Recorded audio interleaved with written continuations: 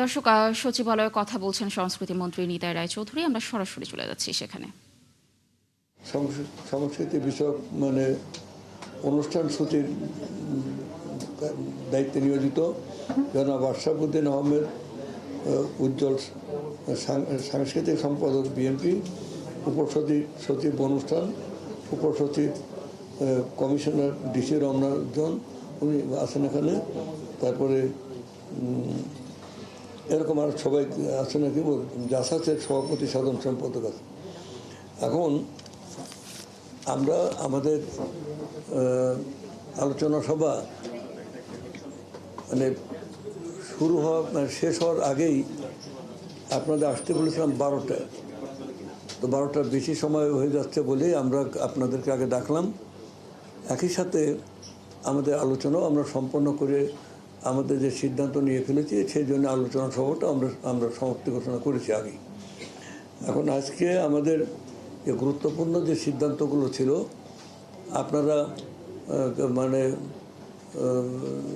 আমরা লক্ষ্য করেছি যে আমাদের দেশে পয়লা বৈশাখ নিয়ে আমাদের কিছু বক্তব্য আমাদের দায়িত্বশীলভাবে সরকারের পক্ষ থেকে এটা আমাদের এখন উপস্থাপন করা কর্তব্য।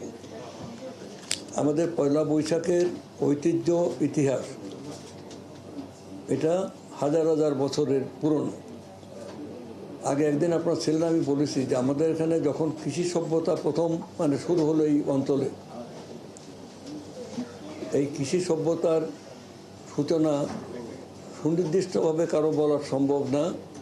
তবে যতদূর ধারণা করা যায় এরা যে আপনার 5,000 বছর বললে ভুল হবে, 10,000 বছর বললে ভুল হবে, 50,000 বছর কৃষিকাজ যখন শুরু হয়েছে এই অঞ্চলে, আমাদের এই অঞ্চলে প্রথম মেয়েদের হাত দিয়ে কৃষিকাজ শুরু হলো। নারীরাই প্রথম ফসল জমিতে ফসল বলে এবং তারাই এটা ফলন দেখায়।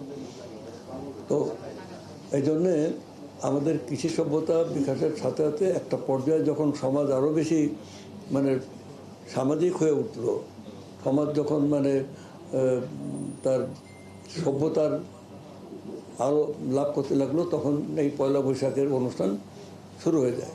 তার আগেও যে বিভিন্ন গোষ্ঠী, তার কৃষকরা ধান বুনত, তখন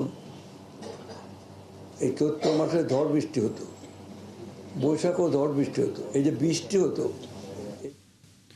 দর্শক, পহেলা বৈশাখ উদযাপনের নানান আনুষ্ঠানিকতার বিষয়ে কথা বলছিলেন সংস্কৃতি মন্ত্রী নিতাই রায়চৌধুরী। সচিবালয়ে আমরা যুক্ত ছিলাম সেখানে।